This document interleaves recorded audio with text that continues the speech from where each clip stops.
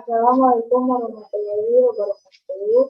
Sebelumnya izin memperkenalkan diri, nama saya Amelia Lestari dan kami kedua ketika 1920. Saya mahasiswi dari jurusan Kimia Fakultas Teknik Informatika Universitas Jenderal Ahmad Yani ini. Saya akan menjelaskan tentang konsep energi.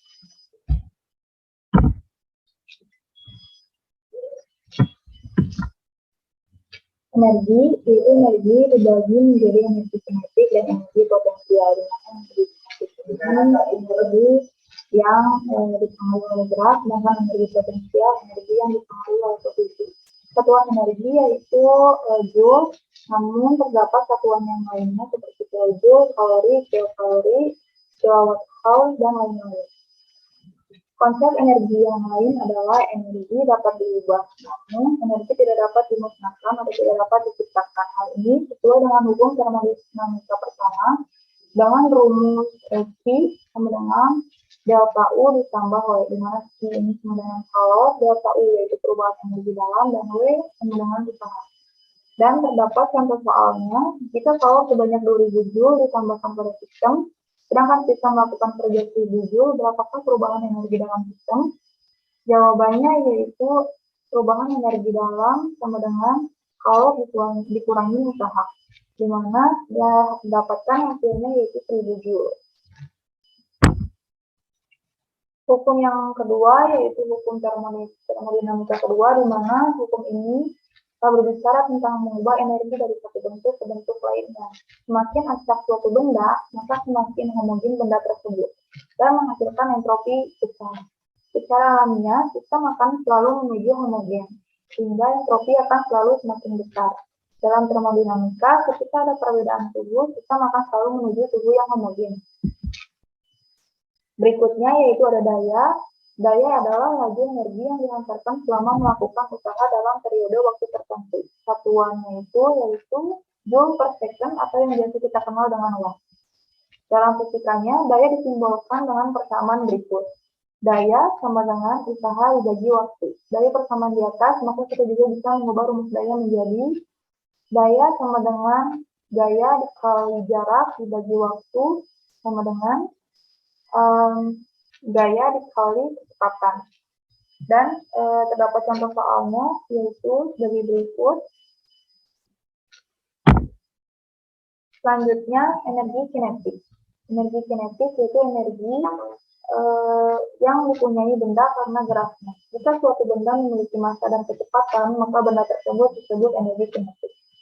Dan dapat dilihat contoh gambar berikut, di mana energi kinetik yaitu seorang pria yang berusaha menggali seluruh perutnya hingga mencapai puncaknya. Dalam usahanya ini, teknik inilah disebut energi kinetik karena membutuhkan massa dan kecepatan. Rumus energi kinetik yaitu setengah dikali massa dikali kecepatan benda. Dan dapat dilihat contohnya sebagai berikut.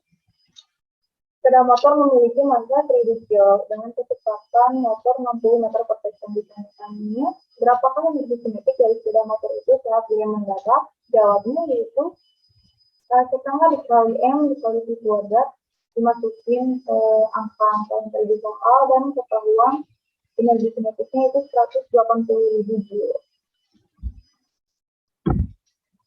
Selanjutnya ada energi kinetik rotasi.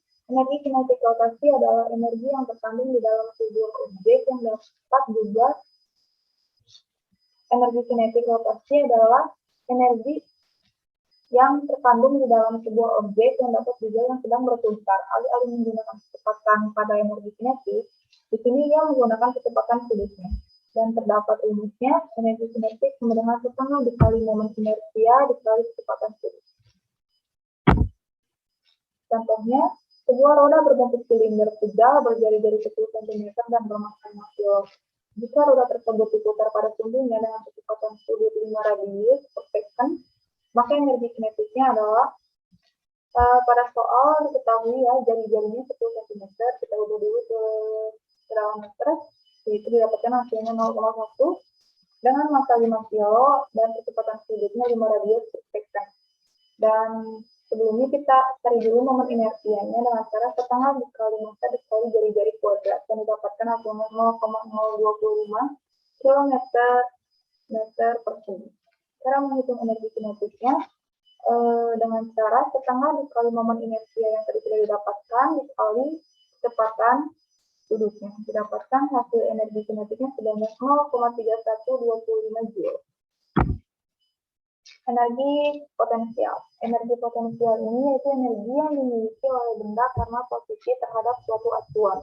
Dengan rumus massa dikali gravitasi dikali tinggi benda dari permukaan tanah. Contoh dari energi potensial adalah pemanah, di mana pada saat seseorang memanah ini menghasilkan gaya konservatif. Gaya konservatif ini yaitu gaya di mana usaha yang diberikan tidak tergantung pada lintasan yang ditempuh benda tersebut. Selanjutnya ada energi potensial listrik. Energi ini dapat terjadi apabila sebuah partikel bermuatan bergerak dalam suatu medan listrik. Saat itulah medan listrik akan mengarahkan gaya dan melakukan kerja terhadap partikel tersebut. Dengan rumus, konstanta dikali muatan sumber dikali muatan uji dibagi jarak muatan dari muatan uji ke muatan sumber. Selanjutnya ada energi potensial pegas. Energi potensial pegas atau elastis merupakan energi yang dibutuhkan untuk menekan atau meregangkan pegas. Intinya, energi potensial ini disebabkan oleh adanya perubahan panjang. Dengan rumus setengah dikali konstanta Coulomb dikali perubahan posisi kuadrat. Selanjutnya ada suhu. Suhu merupakan energi kinetik rata-rata molekul. Suhu menghasilkan energi kinetik rata-rata. Energi kinetik rata-rata menghasilkan molekul yang kemudian ini didefinisikan dengan distribusi Maxwell-Boltzmann, di mana suhu dan energi kinetik rata-rata ini memiliki hubungan proporsional, yaitu siklus Kelvin, di mana jika dalam siklus Kelvin ini tidak ada gerakan molekul, maka tidak ada kenaikan suhu, maka ini disebut nol mutlak. Sedangkan distribusi Maxwell-Boltzmann berbicara tentang gerakan dari partikel yang berbeda berdasarkan suhu. Di sini terdapat contohnya, di mana yaitu air es dengan suhu 15 derajat dan air panas bersuhu 65 derajat. Kemudian, masing-masing gelas kimia tersebut ditambahkan pewarna makanan. Dapat dilihat penyebaran warna lebih merata pada suhu 65 derajat dibanding 15 derajat. Hal ini sesuai dengan bunyi teori kinetik. Dalam benda yang panas, partikel-partikel bergerak lebih cepat, dan karena itu memiliki energi yang lebih besar daripada partikel-partikel dalam benda yang lebih dingin. Sekian yang bisa saya sampaikan. Mohon maaf apabila penjelasan saya yang kurang jelas. Secara saya juga di sini masih belajar. Saya ucapkan terima kasih. Wassalamualaikum warahmatullahi wabarakatuh.